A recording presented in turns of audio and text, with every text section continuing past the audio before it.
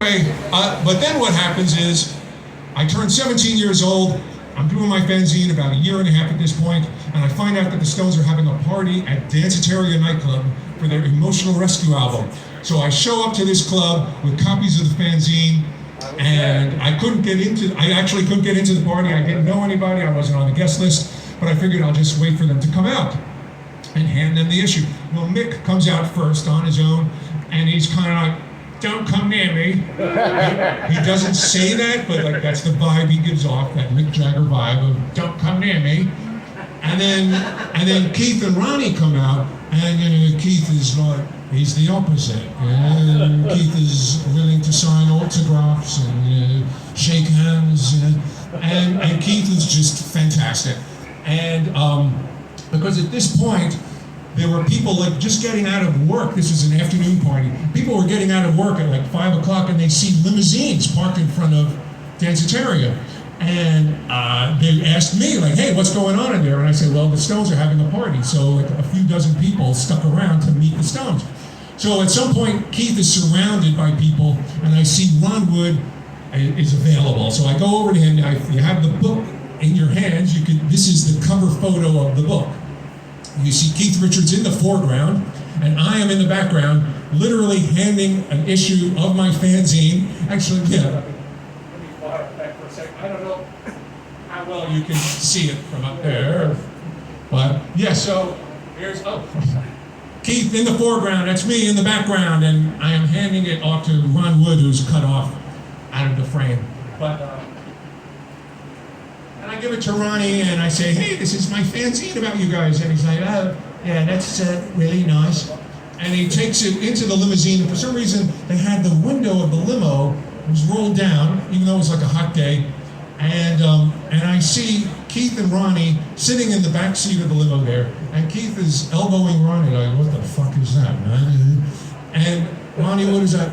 "That kid there, he gave this to me." I mean, at least from my lip reading, that's what I think they said. And the limo rides off, and they're like smiling at me, and that like starts everything. And that's one of the reasons why I chose to make it the cover of the book. And by the way, I didn't know that photo was taken. It was taken by a paparazzo photographer, and I found it in his file years later. And I knew that I wanted to call the book Under Their Thumb. And as you'll see, Keith has his thumb out like he's hitchhiking, so it just like worked out perfectly. And then what I did was I started dropping off issues every month to the Stones office. They had an office at 75 Rockefeller Plaza. And back then, there's no security. A 17-year-old, 18-year-old kid literally could just go up to the 12th floor of an office building and just drop stuff off for the Rolling Stones. And that's what I did. And all the people in their office said, "Oh, yeah, we're passing it along," And I figured, even at that age, as naive as I was, I'm thinking like, they're just humoring me. However, what started to happen is I started to go out to all these nightclubs, and I would try to predict where the Stones were going to show up, because Mick and Keith and Ronnie were all living in New York back then. And they were going to nightclubs like almost every night, very often getting up on stage. And eventually I started to see them at some of these clubs, and I would like hand an issue to someone like Keith, and he would say, "Oh yeah, I've already got this one. I read it on the can." He read it on the can. Keith is reading my stuff in the bathroom. So it was just like really exciting for me as like a 17, 18-year-old kid. And then it goes to the next level when I find out that Keith, who used to bounce around from apartment to apartment to apartment, you could never keep track of where he was. I found out that he was staying at the Plaza Hotel in 1982 as under an assumed name. He was known as Richard Hurrah. And I found this out through certain contacts of mine, and he was in room 323. So I rushed over to the Plaza Hotel with some issues of my fanzine, put it in an envelope, and I say, "Please see that Mr. Hurrah gets these in room 323. And the concierge says, "Yeah, okay, whatever." And then I was about to just go back home to Mill Base in Brooklyn. But I said, "You know what? Let me just call Keith. I mean, I know his pseudonym, I know his room number. Let me call him just to tell him that I left something downstairs for him." And when I look back, I realized that might be why they let me stick around so long. Because I was always giving them stuff and never asking for stuff. I never asked for an autograph. I never asked for a selfie or anything like that. And I was always just giving them my newsletter. Like, they could do with it what they want, you know? So anyway, I go to the house phone at the Plaza Hotel, and I say, yes, I'd like to speak to Mr. Hurrah in room 323. And they put me on hold, and obviously the call is being screened. Next voice I hear is, yeah, how you doing, Bill? And I'm like, what? Yeah, it's Bill German, you know, from the Beggar's Banquet News. Yeah, I know, man. I've been meaning to get together with you. Meaning to get together with me? Yeah, we got to do an interview for the rag, you know? And so I was like, yeah, okay, whenever, you know, I'll do it. Of course. And he's like, well, today's not good because I've got shopping, because it was around Christmas time. And so call me this time tomorrow. Click. That's it. So I call him the next day when he told me to, and it's kind of a repeat story. And it repeats like almost every day for literally 2 or 3 months, from December of '82 through February of '83. And the thing is, like, he was obviously sincere because the calls were being screened. He very easily could have said, I'm not taking a call, tell this guy I'm not here or whatever. But he took the call every single time, and during the course of these 3 months, like, he and I sort of became friends, if you want to call it that. And he's starting to ask me, like, unrelated questions. Like, you had a good holiday then? So, and he knew that, you know, he owed me this interview because he promised it. And at one point he invites me to a party at Tavern on the Green, which was like the fanciest place I had ever been to in my life at that point. And it was a Stones party where I hung out with him and with all the Stones. And then I ended up going to another party a few weeks later that he invited me to. And so I started to get really close to Keith. Still didn't have my interview. That didn't happen until like a half a year later. And by that point, I had gotten a call from the Stones management saying, Mick and Keith love your newsletter. They want it to be the official newsletter of the Rolling Stones. And they're going to advertise it in their next album, the Undercover album. If anybody still has the old vinyl LP, you might see the flyer in there. And at that point I was like 20 years old, and it was just very heady stuff, and I'm dealing with the Stones lawyers, and I'm 20 years old. And for some reason, I was born into the one Jewish family without an attorney. And here I am dealing with the Rolling Stones lawyers. But anyway, next thing I know, I am interviewing Keith, so he lived up to that promise. And that was the day after my 21st birthday. I interviewed Keith, and earlier in the day, I interviewed Mick separately at Mick's house. And some of you may know the orange juice story, where Mick takes me up to his den for the interview, and I spend like 3 hours with him. And at one point, I ask him, like, hey, what music are you listening to? Oh, good one, Bill. Let me check. And he goes into like this little alcove, and he's calling out to me, well, I'm listening to the new Keith Jarrett, and the new Bette Midler. Yeah, she covers Beast of Burden on that one. And as he's doing that, I want to see like what books he's reading. And so I get up from my chair and I accidentally knock over the glass of orange juice that I had at my foot. And now it's going all over Mick Jagger's 16th century Persian rug. And I'm like, Mick. And he's not in the alcove anymore. And I'm like, I don't know what to do. I see my OJ, my Minute Maid OJ, going down like a river. And he comes back into the room. He had seen the whole thing, and he has a towel, and he gets on his hands and knees and starts blotting up my mess. And I want to tell you, that's a vision I will never forget for the rest of my life. So he was really nice, but as some of you may know who read the book, Mick could be, on and off. He could be hot one day and cold the next. And so also at that same time, I started to hang out like at Keith's house. He eventually wound up moving to 14 East 4th Street, right above Tower Records down there. And so Keith was on the 11th floor. He had like 3 floors that started on the 11th floor. And so I hung out there a few times, and then the place where I really started to hang out was at Ronnie Wood's house on West 78th Street, which was 3 blocks away from Mick's place. Mick was on 81st in West End, and Ronnie was 78th in West End. And I started to hang out there a lot. And there were all kinds of characters that would hang out there, as well as celebrities. You'd see like Peter Max hanging out there, or Matt Dillon, mixed in with all of Ronnie's drug dealers, and they all just sort of got along. And at some point, Ronnie asks me to co-author his art book / autobiography. And so at that point, I was going over there like 3 nights a week, and I would first get there at around midnight. And you never knew, we would work until like 7, 8 in the morning. His kids were asleep, usually his wife was asleep. And you never knew who would ring the bell at 3 o'clock in the morning. And of course, like everything else in Ron Wood's life, his security camera was broken. Everything is broken in Ron Wood's life. So the security camera was broken, so we would literally have to open the door to see who it is.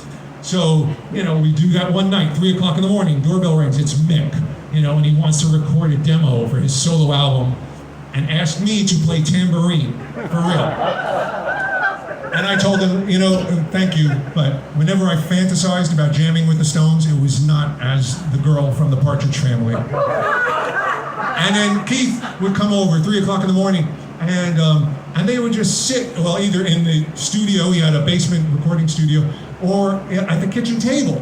And they're doing like Beatles covers. They're playing like Ticket to Ride, or they're doing Buddy Holly covers, That'll Be the Day, and Jimmy Cliff and Jimmy Reed. And I'm the only person witnessing that. So like, those are the highlights for me. It's pretty fucking cool stuff. So, and the funny thing is, I'm on a deadline to write the book with Ronnie Wood, but I'm not going to say, hey Keith, me and Ronnie are trying to get some work done, maybe you should go home. That's not something you say to Keith Richards. One night, doorbell rings, 3 o'clock in the morning, we don't know who it is, and it's just me and Ronnie. We go, open the door, and standing there is Stevie Ray Vaughan with his guitar already strapped on. No guitar case, no gig bag. He's just standing there with his guitar strapped on, and he says he wants to go to the basement studio and have a jam session. And so the 3 of us go down there, and I was the only witness to that. And again, those are like the great moments. So also around that time, the Stones have to go into the studio to do their Dirty Work album. Their first album for CBS Records. They got a big deal from CBS, Walter Yetnikoff.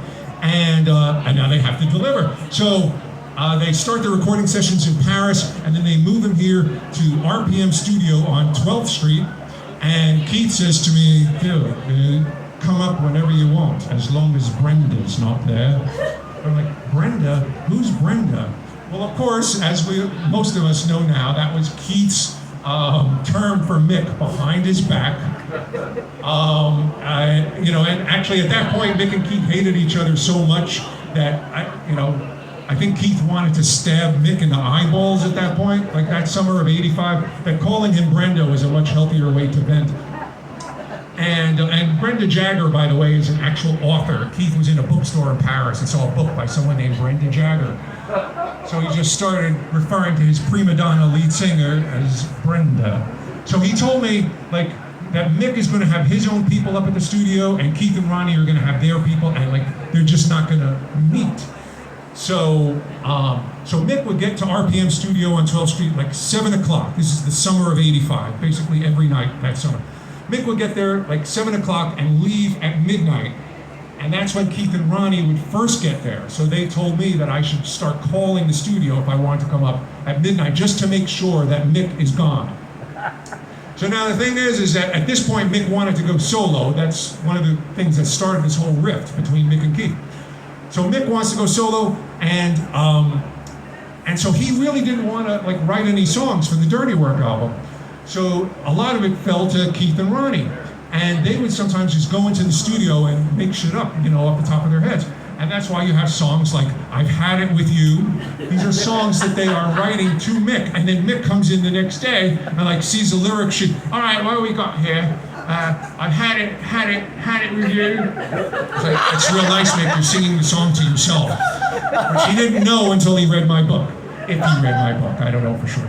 But anyway, so, and then you also have on that album, like really aggressive titles, right? There's one called Fight, or I Wanna Fight. There's one called One Hit to the Body. And you should know that there's this one Ronnie Wood wrote, it got left off the album, and it was called I'm Gonna Knock Your Teeth Out One by One. So it was during all this, that I'm doing my fanzine, and I'm getting really close to Keith and Ronnie, and I'm authoring Ronnie's book, which was called The Works. It came out in 1987.